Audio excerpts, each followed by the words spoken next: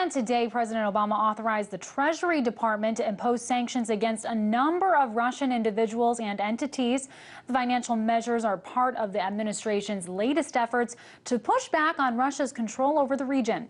To break down those remarks, I want to bring in RT's Anastasia Churkina in our New York studio. Anastasia, can you break down the sanctions the U.S. is really planning to put in place here? Well, Ameera, what we're talking about here is really, a continuing flexing of muscles by the United States as it continues to accuse Russia of everything that's going on in Ukraine. And what we've seen come out of the State Department today is a visa ban towards certain individuals and officials, both Ukrainian and Russian, people who the United States deems responsible for the crisis on the ground.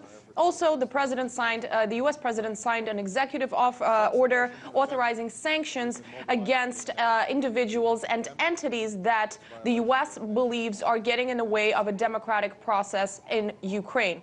Now, this, of course, follows a set of other steps taken by the United States, such as the suspension of bilateral talks on trade and investment in Russia, some other bilateral conversations on a sort of case-by-case basis, as well as suspending the preparations for the G8 summit that was supposed to take place in Russia this summer. Now, importantly, what's being said is that this is quite controversial, these sanctions, because eventually the U.S. will be also realizing, despite all the hype surrounding this crisis, that it does need to be able to cooperate with Russia on many issues involving, Afghanistan, Iran, Syria. It's a very long list of important international issues that the U.S. and Russia do need to cooperate on. And this is something that's just kind of getting in the way of that. So there's a lot of questions as to whether this is a kind of step that is going to be influencing this entire situation in a positive way in the long run.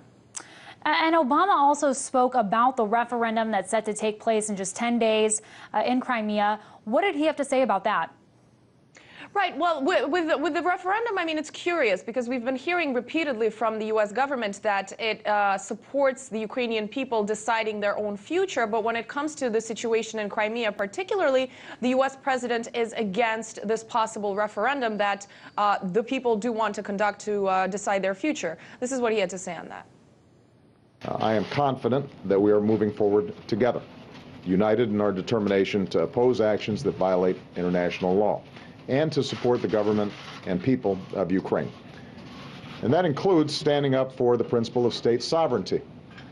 The proposed referendum on the future of Crimea would violate the Ukrainian Constitution and violate international law.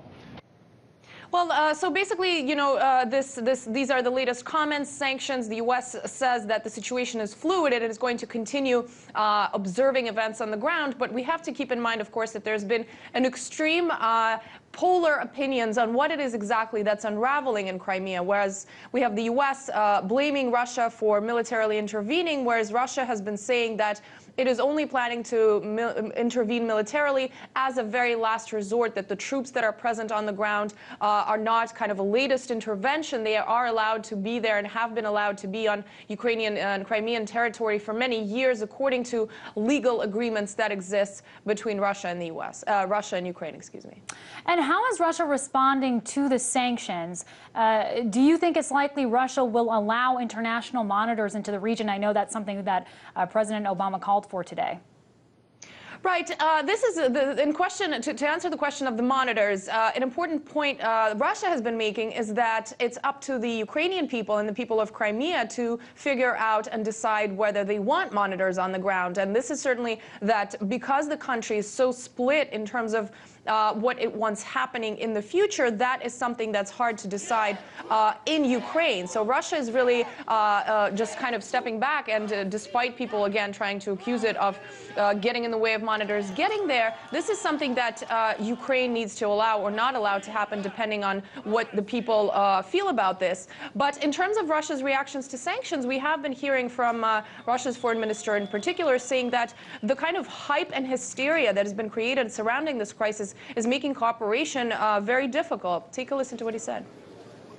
Media coverage is filled with unilateral, half-hysterical evaluations. I underlined it once again to John Kerry, who seems to understand everything, that it's far from promoting sustainable cooperation. It's not possible to work in an atmosphere of ultimatums and threats. And, basically, despite, like we heard the Russian foreign minister say that everybody seems to understand everything, yet in reality, this kind of muscle flexing that we've been seeing from the West has been quite extreme. And with an already extremely complicated situation on the ground, these latest sanctions against Russia, many are saying are really just going to make this situation even more complicated than it already is. And Anastasia, what do you think the U.S. is hoping to accomplish with the plans the president just put forward? Meaning the sanctions? Yes, the sanctions.